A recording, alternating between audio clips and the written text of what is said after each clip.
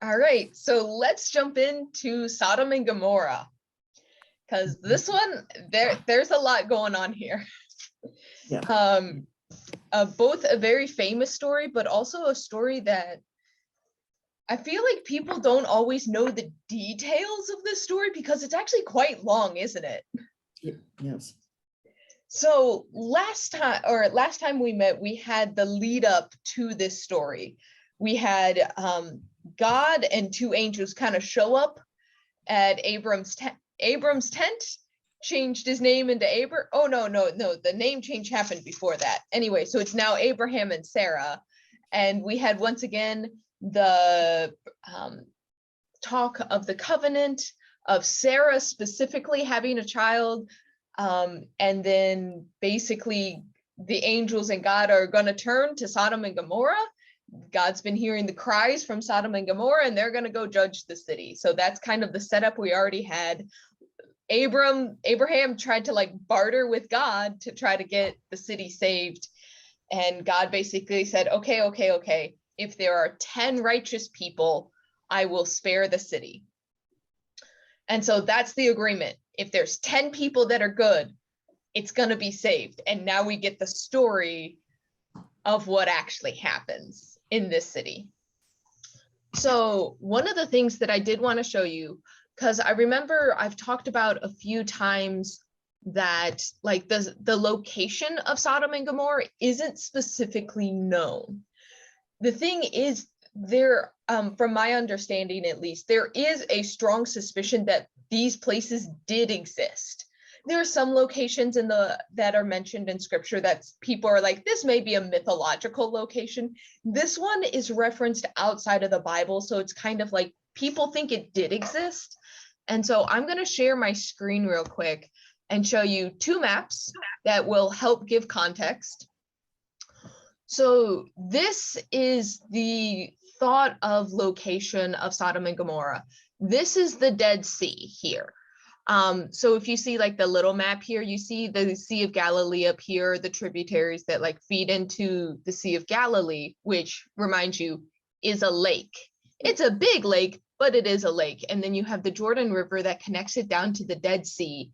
And since there's water flowing into the Dead Sea, but there's no exit for it, it's why it's so salty and it's very mineral rich. And what we see is there's brimstone deposits around this area too that just relate to its origin as like a land mass. So between all of this, with the brimstone deposits, with the sea that is so salty, I've taken a dunk in it and it's so weird. It's literally slimy feeling when you get out of the water. And the water is so mineral rich, it actually doesn't evaporate off of your skin. Like we're used to getting wet and kind of like brushing it off and you will eventually dry off. You don't. It is weird feeling. Anyway, so that's here. So the thought is that Sodom and Gomorrah may be at the very bottom edge here. Now, granted, our whole story takes place in Sodom, but there's also like Gomorrah's kind of like constantly thrown in there. Evidently, I was doing a little bit of reading. This little peninsula used to be more of a habitable place. The peninsula used to be a little bit higher and you could actually live there, which is why they think that Sodom may be in this little peninsula that kind of subdivides the two areas. And that this little peninsula has slowly sunk over time, which is what caused it to be uninhabitable. Notably, just a word about the modern Dead Sea. This is actually, there's a lot of conservation efforts in the Dead Sea because there's so many minerals. What they're doing is actually evaporating the lake to try to harvest a lot of the minerals. And so there's actually, I don't have a modern map pulled up, but there's a bunch of evaporation ponds. So the Dead Sea is technically shrinking and there's a lot of sinkholes around this area because there's less water there than there used to be because they're trying to harvest the minerals. So that is a modern comment about the Dead Sea, but they think it's here.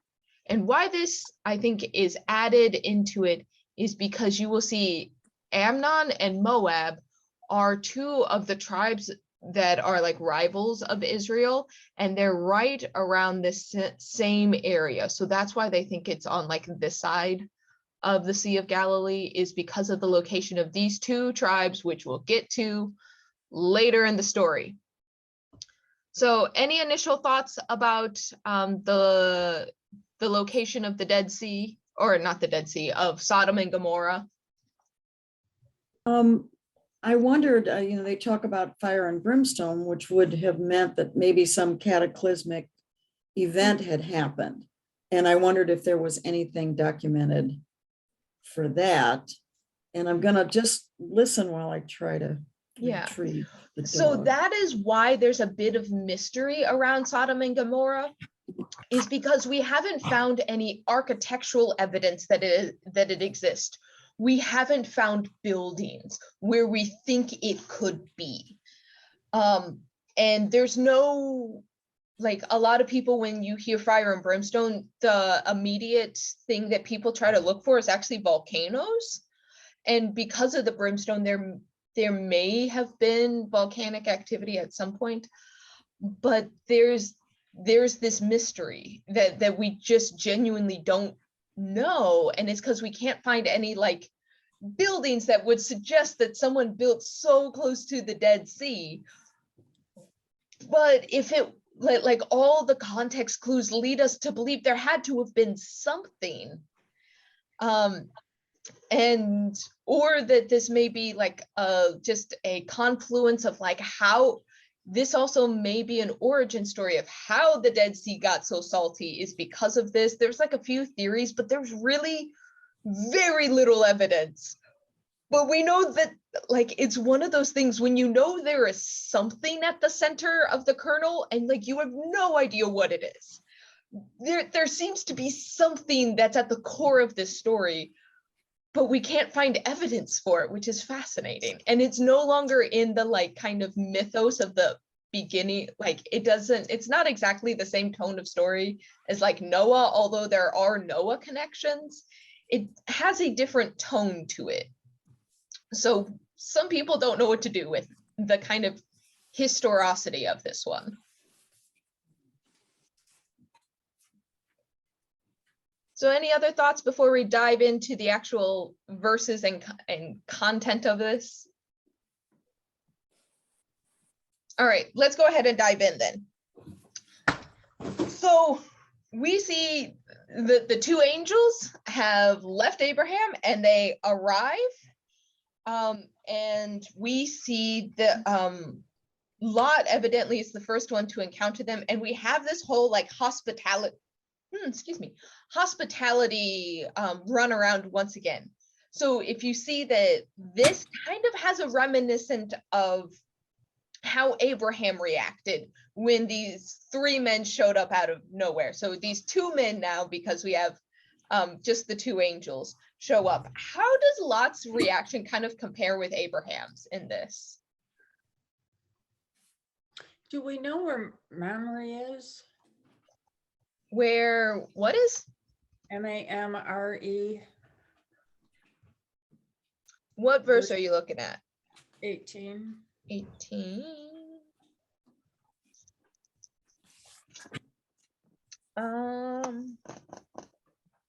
Let me look it up because off the top of my head, I don't. Okay.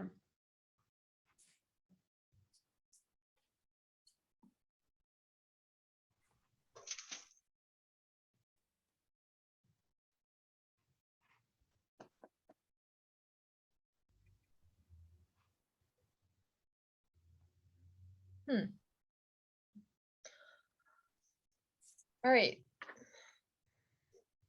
So with the hospitality, we kind of have Lot doing a similar thing. It's maybe not as enthusiastic as Abraham, who like jumps up and like runs out and like make cake. We have Lot kind of doing it. He's like, no, like come into my house, but he kind of like waits for them to arrive. We see that he's baking them unleavened bread, which means that, I mean, it's an easier bread because you don't have to let it rise. So we kind of have the workings of hospitality, but not like the over the top hospitality that we saw with Abraham. So what do you think about Lot's, like one of the impetuses for Lot's hospitality seems to be like, no, no, no, do not spend the night in the square. Because the angels seem to be like, oh, we can just like sleep in the fountain. It's fine. Like we can just be outside. And Lot's like, no, you need to come into my house now. Lot? You keep mentioning Lot. Yeah, what chapter? Wait, are we on chapter 19? I thought we were on 18. I thought we had 18. Okay, we need to discuss that. Yeah, we're on 19. All right. Oh, my Sorry. apologies. Am I? Wait. I thought we had both of them for today. No, we did a number on 18 last week. You guys jumped the gun on it last week. Yeah. Yeah, you weren't with us last week and we did chapter 18. I did it on YouTube. Okay, yeah. So now we're on 19. Is my understanding. Okay. Yeah, I was just, with 18 kind of being like the prelude, I was just gonna continue on with the actual story of like the destruction, if that's all right. Okay. All right, sorry about that confusion there. That's all right. I'm up to date. Yeah. So yeah, let's see, where am I? I'm in 19 verse, like around 2 and 3, because we have Lot kind of saying like, come into my house, angels get out of the square. So do we think, or I guess part of my question is, do we actually think that Lot knows what's about to happen, or knows kind of the temperament of the town?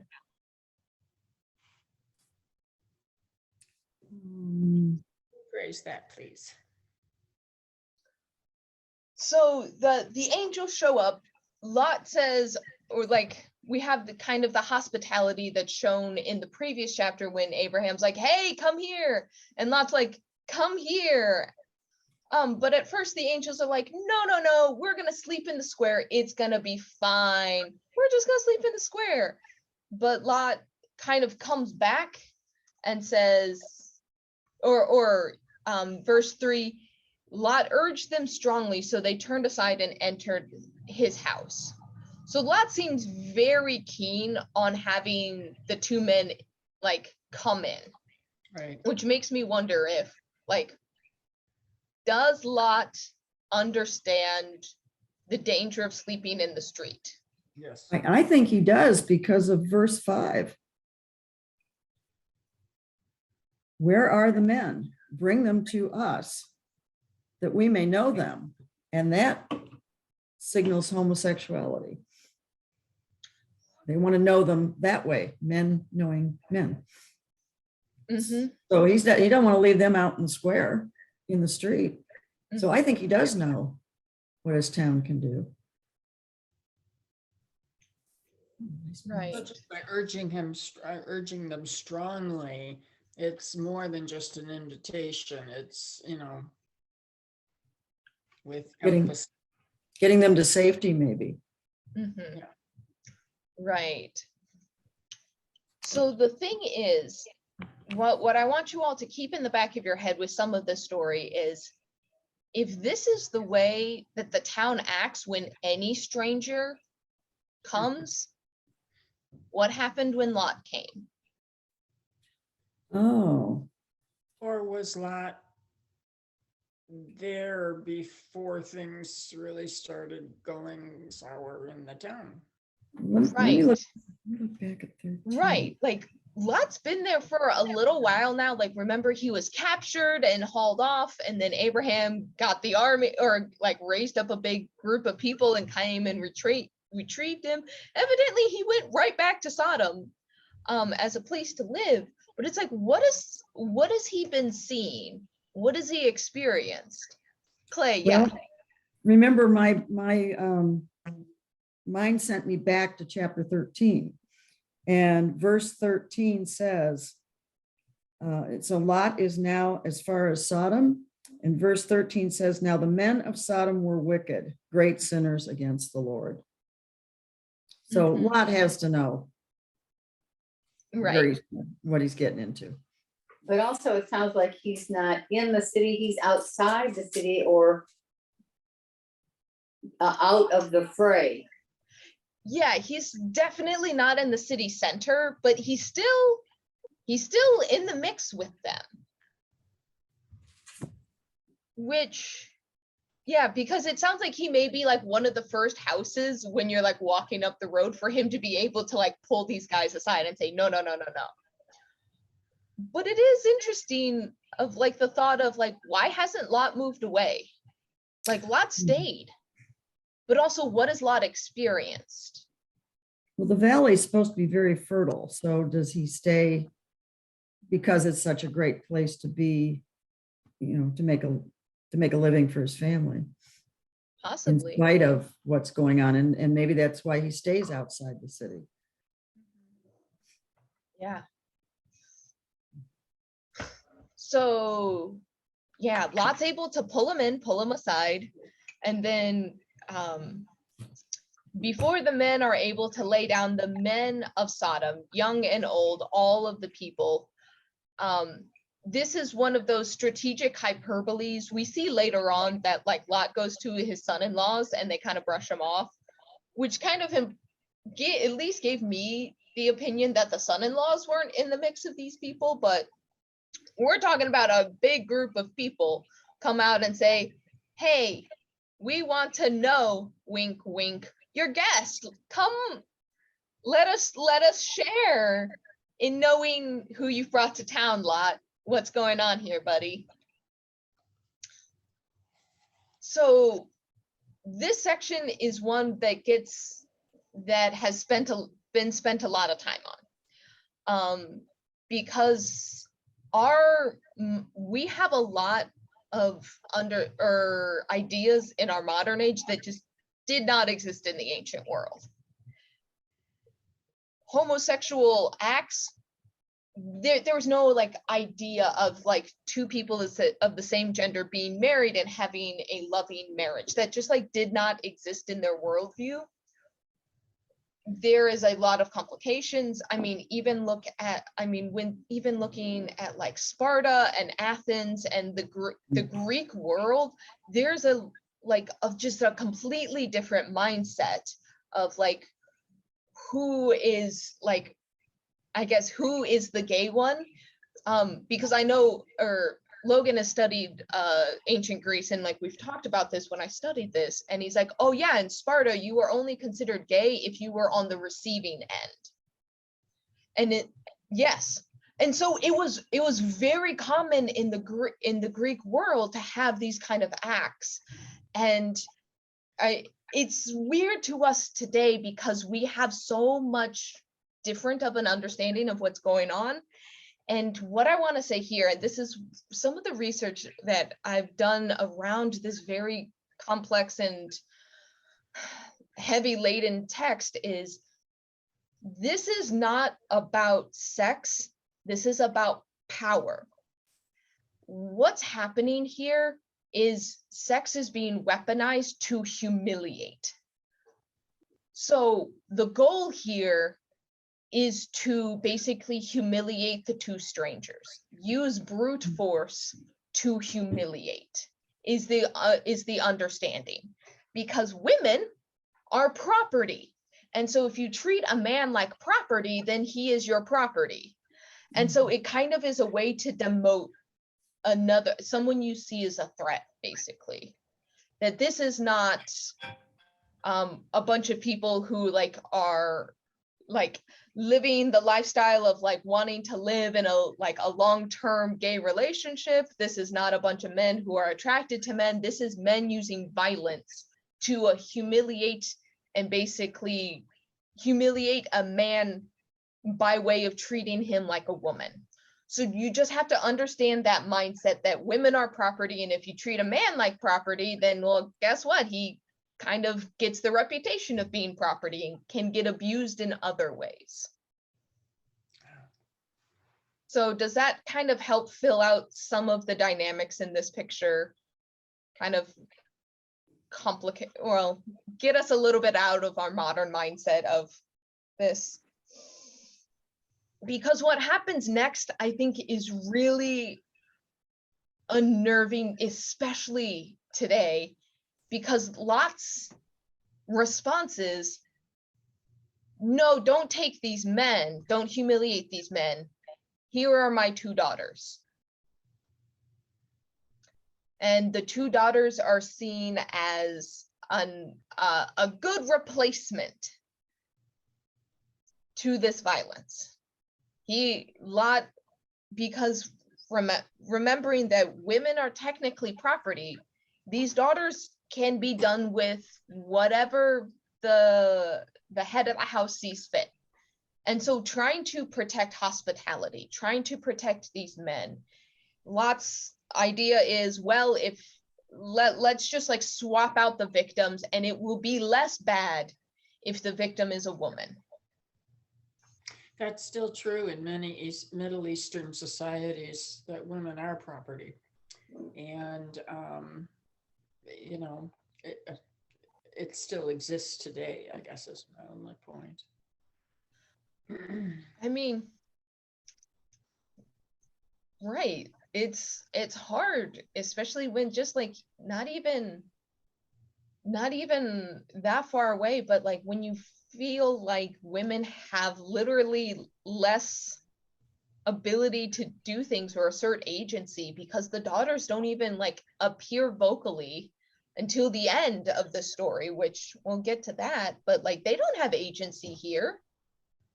And kind of some of the horror of the story is, yeah, who is being acted upon, and where, like, seeing that still today, that there's questions of like who has the agency to act on their own accord, who is kind of how are you able to move in society? Do you actually have the same amount of value as another person? Like, it's hard. Mm-hmm.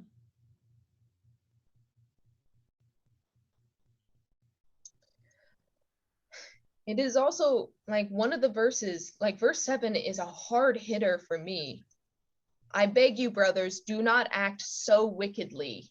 Here are my daughters.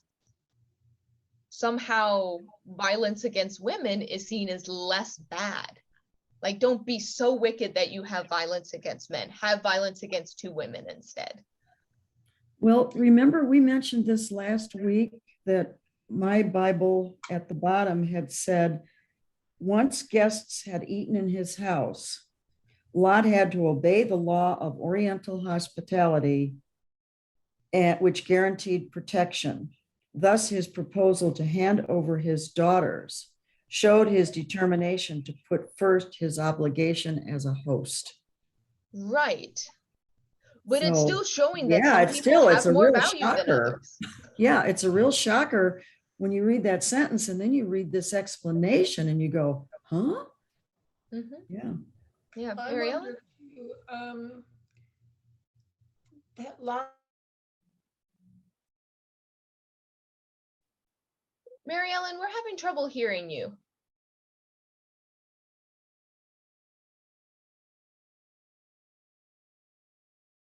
Huh. Give me a moment. Let's see, you're on mute now. On mute. There we go, you came back. I'm so glad. I'm wondering if Lot knew who these 2 men were, and to allow them to be violated would put him with the unrighteous group in the city that, yes, all the cultural restraints and convictions are there, 2 men being violated, whatever, but did he have a sense of the significance of these two men? Right, because Abraham picked up that these were angelic visitors off the bat. So there's a question like, yeah, are these not just like two visitors? Are the like, does Lot really or like fully understands the implication of like, I have two angels in my house? But I guess my question is, what other ways could have Lot responded? Against the entire town.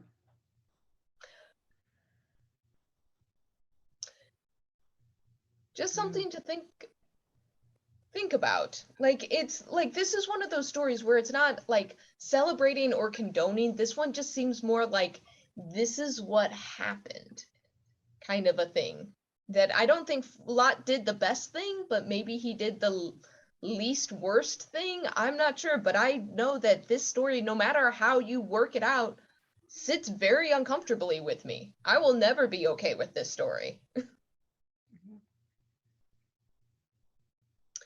Right, and it goes on to say how they say, well, then we're going to deal even worse with you.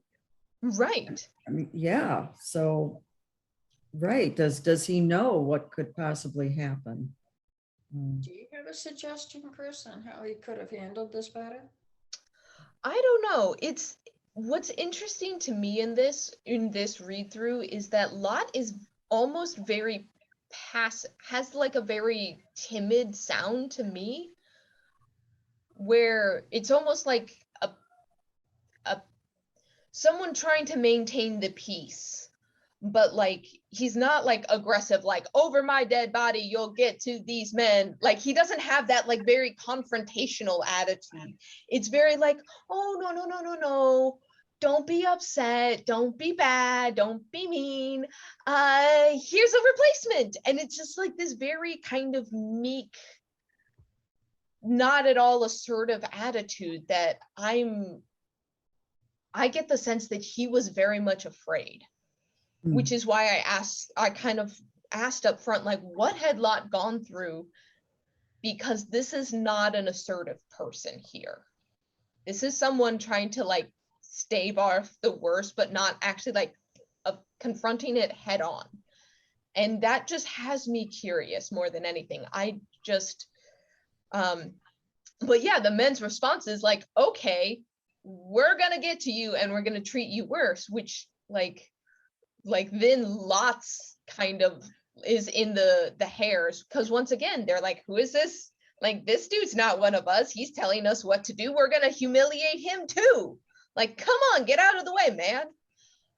Or just like, let us be, who are you to interfere? Like, there's this aggression that's faced towards Lot as well. And Lot gets saved by the angels, like to just like pulls him in the door, which like has me curious of like why, or I don't know. It just, I'm noticing Lot being very like passive, not passive is the wrong word, but he's trying to be like peacemaker, gentle. Conciliatory. There we go. Yeah. I don't know if diplomatic would be a good word here, because I think this is it's not in that realm. Mm-hmm. He doesn't have that power to be diplomatic. Yeah, I think he's trying to be conciliatory. Mm-hmm. And you're right, probably possibly out of fear and out of something that was done previously, or threats previously. Right. Maybe nothing done, but maybe implied threats. Mm-hmm. Right. Because mind you, at this point, we know the city's going to be destroyed. Lot doesn't know the city's going to be destroyed. So he may be in his mind thinking like, my house and my family are here. Like, I don't want to have to deal with these guys in a week when these angels leave. Yeah.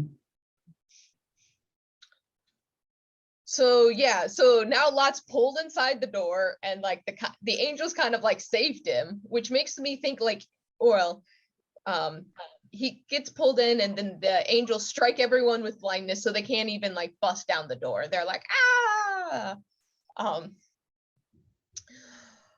and But then the angels turn to Lot and says, like, go gather your family, like son-in-laws, daughters. Do you have anyone else? We're gonna destroy the city. Like, go get them. Leave. And so what do you take of the son-in-law's response here of like, oh, you're just joking? My page. Well, I find it surprising in some ways because obviously the sons-in-law were aware of what was going on outside the house with all the men in the entire town surrounding the house. If you're inside, you have to be aware of that. And you know, the strength of the power that exists outside the house. I don't think the sons-in-law acknowledged the two men as angels, or they would have behaved very differently in support of the angels. I think the sons-in-law were just cocky young men. So that's the way I read it. Right. And they could have been very young, as you said, young men, because they haven't married the daughters yet. And didn't they marry pretty well? Not necessarily. I guess guys often were older. Yeah. Okay. My understanding is that Lot has 4 daughters. I may be wrong, but I feel like the 2 sons-in-laws are not connected with the two daughters we see later, which would Okay. imply 4 daughters. Were to marry his daughters. Okay. I don't. Okay. Oh no, who were to marry? Never mind. I'm sorry, I'm lied. Yeah. Okay. So yeah, he went out and tried to save his daughter's future husbands. There we go. You're right. Sorry, my brain goofed. And I know women were often, girls were often married to older men, but this makes it sound like these were young men, not very wise yet. Like you say, just don't understand what's going on outside and think it's a big joke. Who knows? They could be drinking wine. I mean, not worrying about it. Right. So, but this goes back to that like initial thing, or the thing that Abraham talked about with in bartering with God. If there are 10 people and Lot now is trying to do the work, like he's one. Unfortunately, the 3 women don't technically count because they are property, unfortunately. But like Lot can't even get 2 other people. That's a great point. He can't even get his 2 future sons-in-law to be righteous on this. Right. I didn't. Maybe that's why that's included in here. Yeah, Lot We can't can't add even any get number. like, it's not even to save the town, it's to flee. Lot can't get 2 more people to flee the town. Yeah. I didn't think of that when I read it. Yeah. And so the thing is, what's interesting is it's not immediate. Like there is time passing, because now we have in verse 15, when morning dawned, like they've been trying to get the sons-in-laws out of the city through the night. So now time has passed and the angels are like, okay, time's up, buddy. Lot, you need to go like now. And Lot's like, but there's this moment of almost freeze where like Lot doesn't like, it almost seems to be paralysis that like Lot, they're like, you need to go, and Lot just stays there. Like, why? After everything, after the almost assault of the men of the city, after the angels have said, we're about to destroy this place, after trying to get his son-in-laws to go, why does Lot freeze? Why doesn't he like run for the hills immediately? He's almost just stuck. Yeah, and they use the word linger, which again indicates passage of time. This isn't just for a few seconds. This could indicate he's still hanging around for a few hours or days. Who knows? Well, they finally seize him and get him out of there. Yeah, Mary Ellen, you have a look. I see him, at the brink of a very major decision here. Is he going to go with the angels and leave all of the rest of his family behind that won't take the angels seriously? Or is he going to stay and continue to try and convince them, come on, come with me. This is the safe route. You're going to be destroyed if you stay. Quit taking, still trying to argue and bargain to get all his loved ones to go with him. Otherwise, he's going to have to leave them all behind to save himself. I like that idea, that's why we're lingering, trying to convince the others. There's also more science coming out. I've been reading a book about stress, anxiety, and burnout. And one of the things that they're finding is there's not just a fight or flight response. That's kind of like our basic that we think of. You either fight or you run away. Turns out if your body's last ditch effort to save itself is actually freeze, play dead. Which is why sometimes in traumatic situations, people will talk about like, I don't know why I couldn't move. And that's actually like your very like basic reptilian brain going, play dead, play dead. And I almost see Lot in this, like, cause like Lot's already been through a bunch of stuff. He's already been hauled off and like taken captive. He's seen war. He's evidently been living in a rough town. And it seems to be this moment of like fight and flight have gone out the window and he's stuck in freeze. Partially because, yeah, he wants to save his loved ones. Evidently he cared enough for his son-in-laws to try to get them. And like, there's like imminent doom and he just seems frozen. But it gets to the point where the angels literally grab him, pull him out of the city. They have to like literally pull him out. And they're like, run, don't stop running, just run and don't look back, buddy, go. And like, once again, we see a man full of fear. He's like, I can't do it. I can't do it. I'm gonna like, the destruction's gonna overtake me. What am I gonna do? You just see all of this anxiety boiling over. And he's like, okay, there's a town. Can I go to the town over there? Can you just like, let me go to the town and I'll be fine. And they're like, okay, yeah, run to the town. We're not going to do anything till you get there. So like, go fast. We're about to destroy this place. We can't. And what's interesting is they're so kind to him in a way, saying, where are we? Verse 22, hurry, escape there, for I can do nothing until you arrive. They promise they're not going to do any destroying till Lot's out of harm's way. But there seems to also be this urgency with the angels, like, we're going to get this show on the road, so like, go fast, like, run, buddy. But it's also the angels saying, I can't do anything until you get there. You're holding up the whole process here. Right. And, get going so I can do my thing. It's an interesting, kind of a power play little, thing going on in this verse. Yeah. And the angel's determination to save him. Yeah, I can't save you unless you go. Well, I have to save you. So get out of here so I can continue on with my business.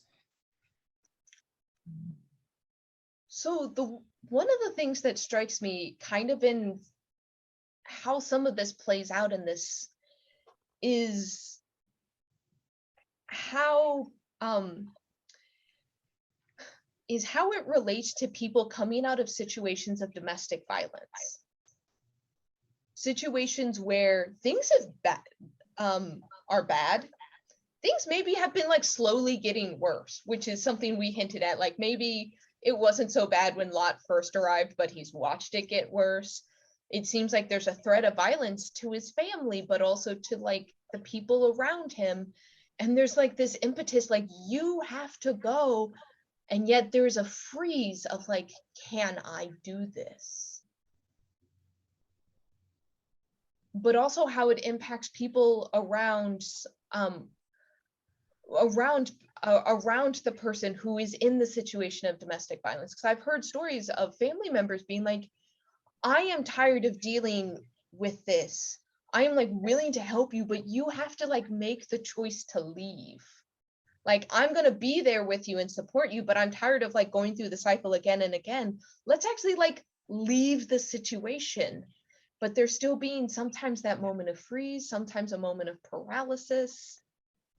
And do you all see any of those connections at all or not? Well, I see with the domestic violence comparison, I see where, and I'm going to use, the scenario where the female is the victim in the domestic violence. Yeah. And I can see where she keeps going back and back and back and frustrating everybody around her who loves her. But she's afraid to move on and afraid of what else is out there that could be worse. And how will she survive? She has no finances. She has no housing. She has nothing, that she depends on this abuser to provide her. So that stalemate, I do understand. But with Lot, I don't know if he totally grasps the situation that the angels are presenting him with, that they're going to destroy everything. I don't know if he actually sees what it means for this town. And he's really caught at a crossroads here. What's his future like? What are you going to do when he can only take his daughters? Whatever, he's got a real conflict facing him. Yeah. I guess that actually also kind of relates to the experience of like that refugees often face. Like, I have to completely start. It's bad here. How bad does it have to get before I leave? I like actually leave.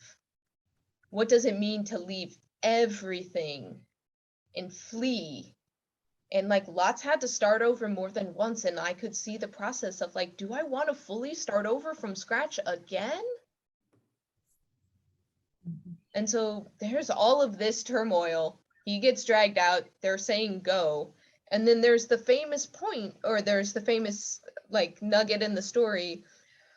They say, don't look back. And Lot's wife does look back and gets turned into a pillar of salt. So what do you take about with all of this situations? This is the only time she appears in the story, is just for her moment of looking back. Why? Why does she do? Why would you think someone would do it? Or like, what do you draw any implications out of this with her?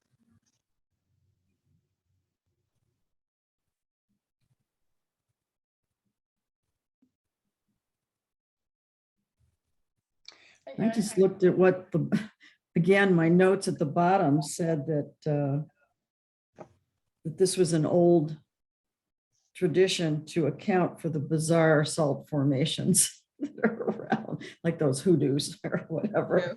So, is she just the example to, put it into this story to explain why those are around? I don't know. We have like this one piece of mythology just like dropped into this Let's story. drop this in to explain why all of these are around here. Just put it right back to Lot's life. Gotcha. Mary Ellen? It could also be just a flash of what happens if you don't obey the word of the Lord. She disobeyed, and yet did she not believe that these were angels and that they were speaking for the Lord? I mean, she questioned and kind of looked back at all she's lost. She may have been looking back for her other children. Who's following me, or anybody else coming along too? Are they lagging behind? What's back there? So I'm getting several different layers of what this could mean. Yeah.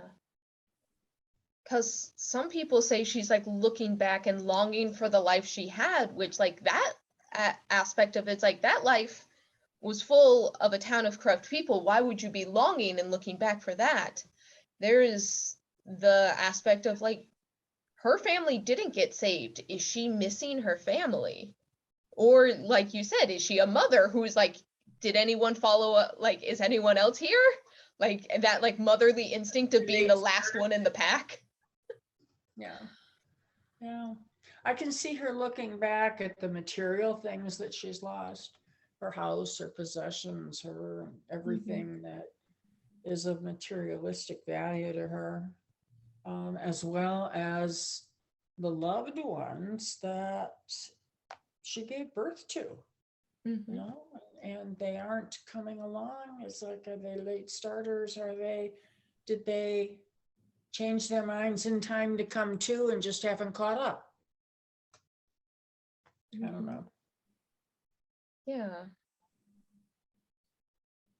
There's a lot that we could, because we get none of her emotional life. We have no idea why she looked back. Whether it is, yeah, just the mythological origin of things. If you put things in the Dead Sea, they're gonna like salt crystals are gonna form. I can only imagine what it looks like if you see a person who's been left in the lake, because you will grow crystals. It's wild. But and there's also like pillars of salt that are there, so there is that kind of like mythos of it. But I think it's sometimes hard when we do have big life-changing moments of like, I feel like it's somewhat human to kind of look back. Because I know even me, when I've made big changes, looking back and saying like, man, I don't want to go back, but there's elements that I miss of that point in life. Well, you know, just from personal experience, when I sold my condo and was locking the door for the first time or the last time, you know, I actually talked to the condo and, you know, many good times here and good luck with the next people. And, you know, I surprised myself. I had a conversation with an inanimate object, but, you know, I was leaving a place where life had been good. You know, so I guess I understand some of what she's leaving behind, but she also disobeyed the word of the Lord. Yeah. Yeah.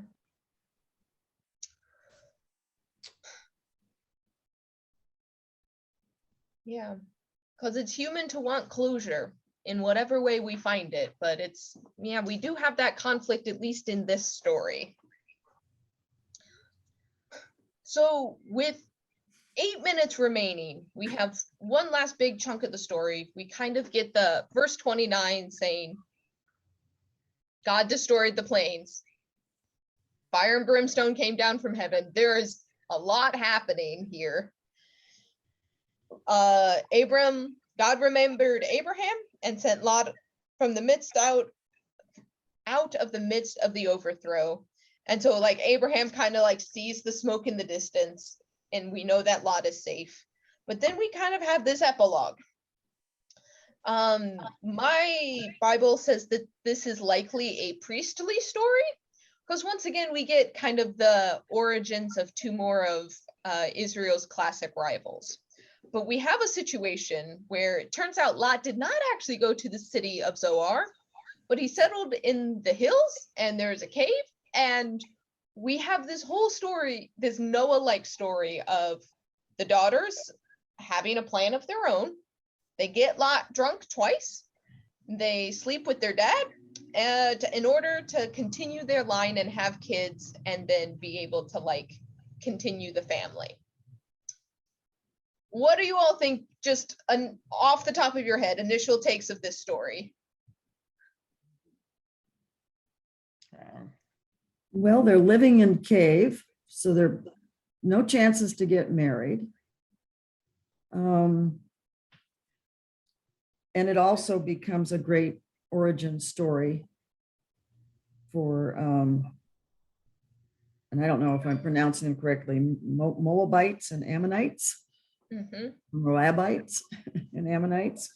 Yeah. it becomes a great, a way to explain how those came about.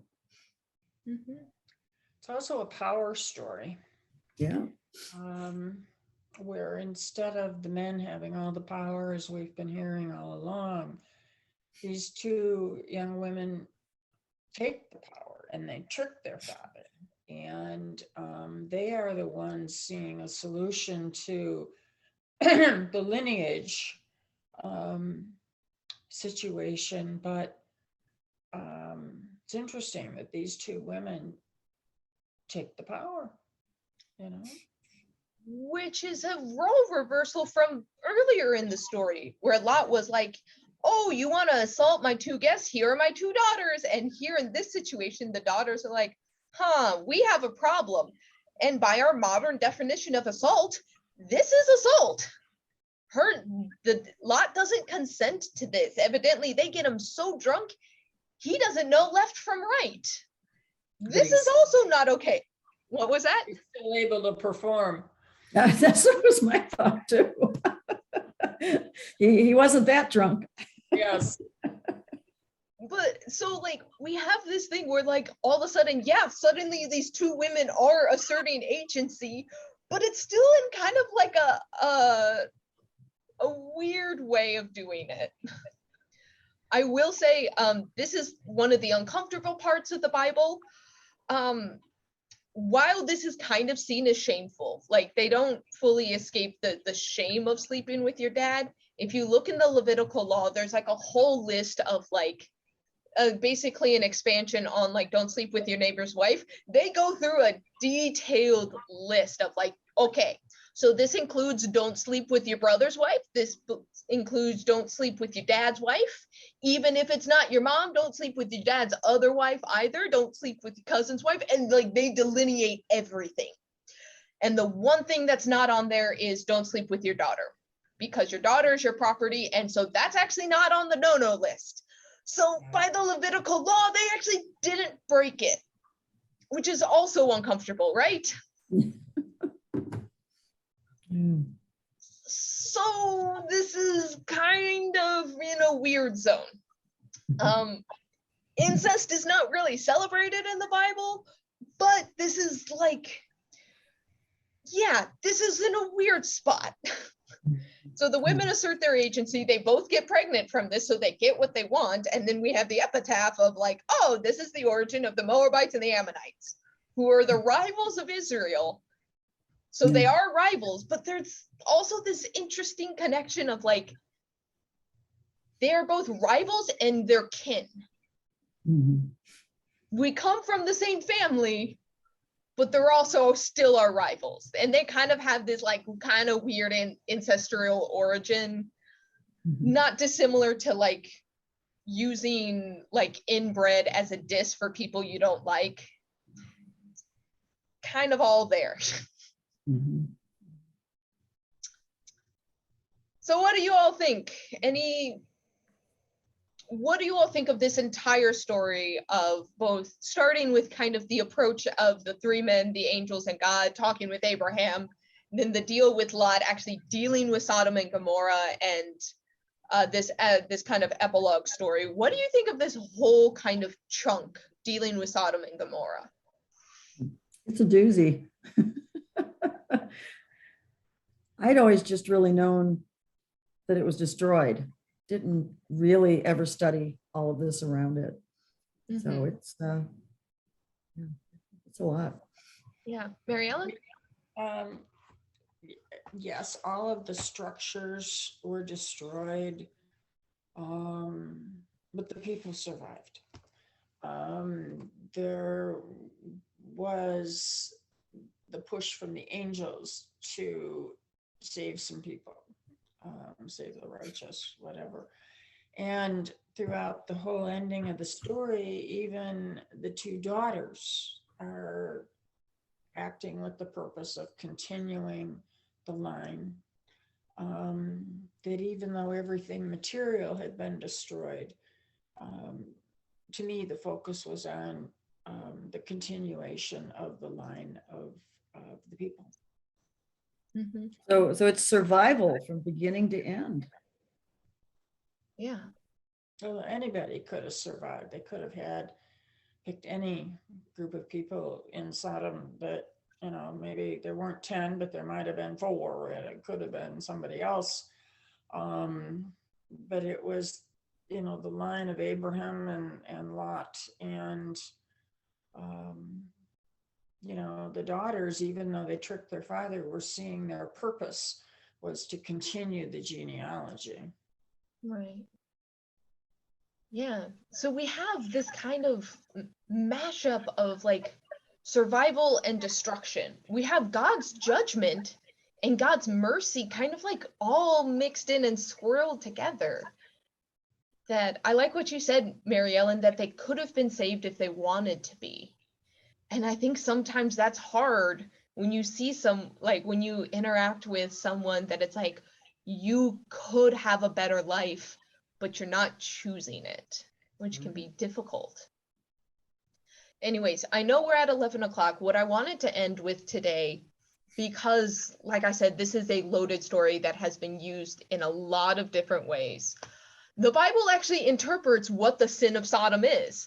It is in Ezekiel chapter 16. This is kind of the interpretation of like, why did God destroy this town?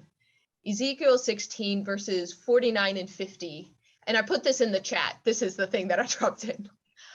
This was the guilt of your sister Sodom. She and her daughters had pride, excess of food, and prosperous ease, but did not aid the poor and needy. They were haughty, and they did abominable things before me, and therefore I removed them when I saw it. And the interpretation is that it was sin, arrogance, and a lack of hospitality, which was the problem. I mean, at the beginning of the story, we heard the people have been crying out and I have heard it. That is the go-to phrase of when there is oppression, when there is lacking, when there is a group of people asserting undue power on another. And we see that both like in Egypt, we see it all in the prophets, or the story of the Exodus and all of these things. So the people have been crying out. And so the sin is seen as you had a lot, you didn't share, and you were haughty, and you were disgraceful with hospitality. So that's at least the Bible's own understanding of its story, or later interpretation on this. So next week, let's continue on with chapter 20, where this next one this is one that it's kind of you're going to notice it's similar to another story we've talked about. So I encourage you to do some like comparison with the other story of where Sarah gets pawned off as someone else's wife. But also, if you have any other lingering thoughts about Sodom and Gomorrah, I'm going to start off with that. So let me know, because I know there's a lot to take in with this story. So we're going to start off with some initial thoughts there. But Okay. It is now 11:02, so I'm going to do a quick prayer. All right, let us pray. God, you are, as we saw in the story of Sodom and Gomorrah, you are God who, yes, acts with justice in the world, but also a God who gives mercy. Help us to flee when things aren't the best for us. Help us know when we need to drop everything and just run and trust you that there is a better life on the other side. Help us to see the mercy when you are offering us it. Help us to have the hospitality and the graciousness and look towards the needy who are crying out, so we do not end up in the situation of being haughty and arrogant like we are told Sodom and Gomorrah were. And help us always look to you and turn around and also be merciful to everyone else in our lives. So I ask that you bless the people in this study until we return again to continue into your story of your love and your mercy on the people, on all the folks in the Bible and in our lives today. We pray all these things in Jesus' name. Amen. Amen. Everybody, see you next week. All right. Take care. Bye, Joe. Bye-bye.